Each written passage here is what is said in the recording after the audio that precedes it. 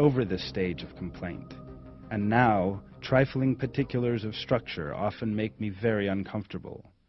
The sight of a feather in a peacock's tail, whenever I gaze at it, makes me sick.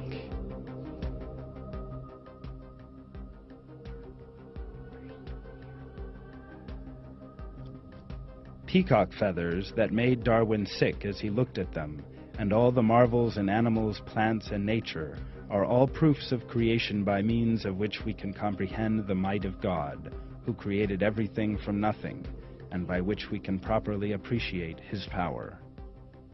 God draws our attention to this fact in the Quran.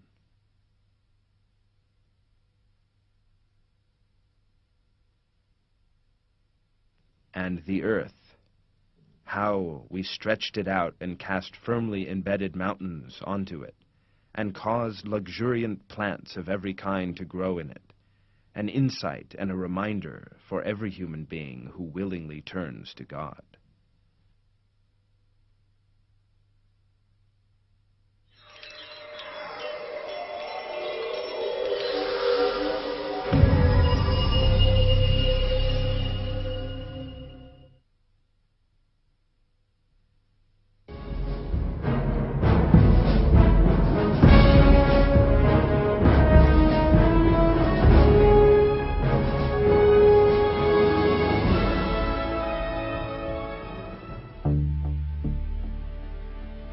The theory of evolution's claims are too obviously illogical to need discussion.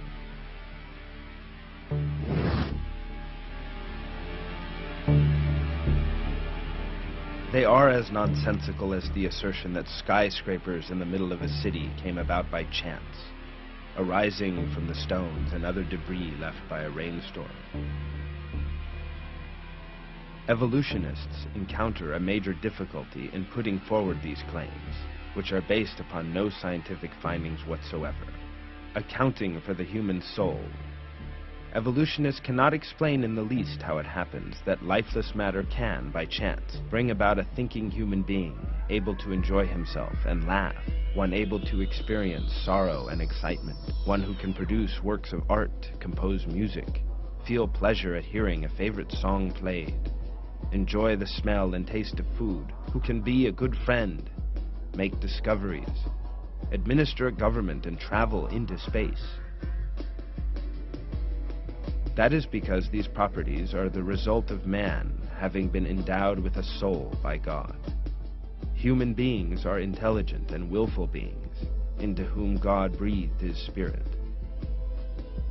This truth has been revealed in the verses of the Quran.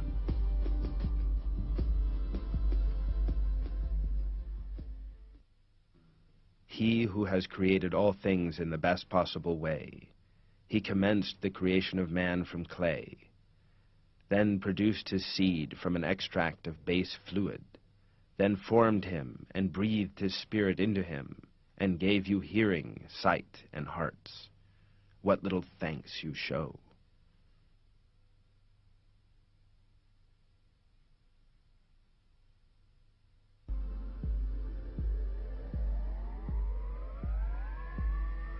About 7 billion people live in the world. The majority of these people have perfect vision systems and perfect hearing systems. The human visual system is so developed that no camera produced with the latest technology can attain the quality of image that the human eye can afford. The human ear is more advanced than the most modern sound system. But Darwinists believe that these visual and sound systems, which the most advanced technology cannot even approach, are the products of blind chance. Of course, these claims are exceedingly irrational. Darwinism's aim is to cause people to deny the manifest and certain fact of creation. There is absolutely no doubt that lifeless, unconscious atoms cannot think. They are ignorant of physical laws and cannot make mathematical calculations. They cannot become engineers who construct dams that restrain tons of water or huge skyscrapers. They cannot use a computer, play the piano, or compose pleasant music. Darwinism is a blindness more serious and incomprehensible than the ancient Egyptians' belief in the sun god Ra, the totems of some African tribes, the sun worship of the Sabians, the handmade idols of the people of Abraham, and the worship of the golden calf by the children of Israel.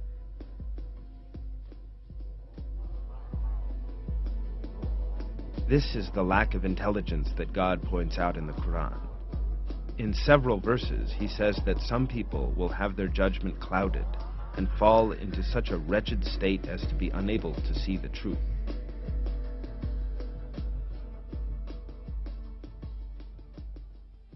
Some of them listen to you, but we have placed covers on their hearts, preventing them from understanding it, and heaviness in their ears. Though they see every sign, they still have no belief.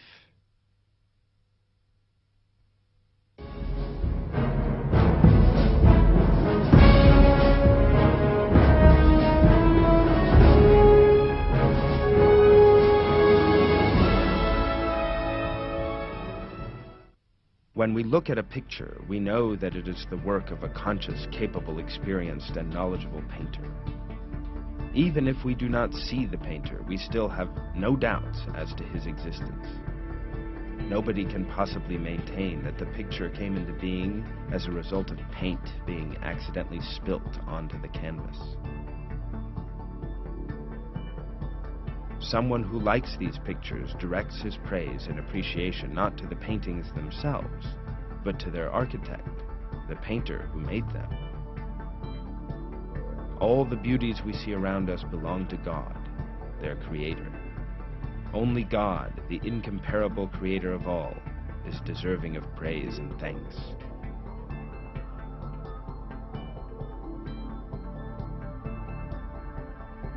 People who believe in the most illusory and unscientific claims of evolution under their scientific mask, and who devote their lives to defending those claims, will be humiliated when the truth is finally revealed.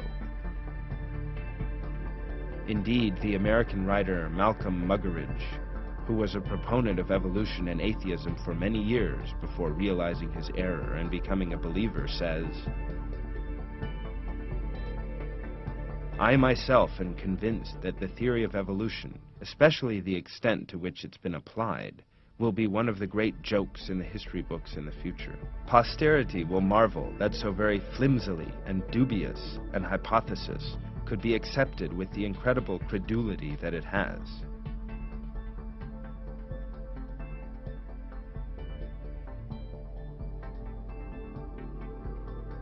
This day is not far off. In fact, it's quite near, when people will understand that chance is not a god and realize that the theory of evolution has been the biggest deception casting a most powerful spell. That is because the truth of creation is evident. As stated in the Quran, it is Almighty God who gives human beings all they possess, and who creates the universe in which we live. What a person must do, therefore, is to know God, the creator of all, and to give thanks to him.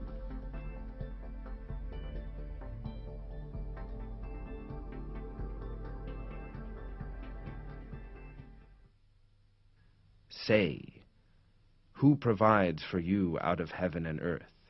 Who controls hearing and sight? Who brings forth the living from the dead and the dead from the living? Who directs the whole affair? They will say, God. Say, so will you not guard against evil? That is God, your Lord, the truth. And what is there after truth except misguidance?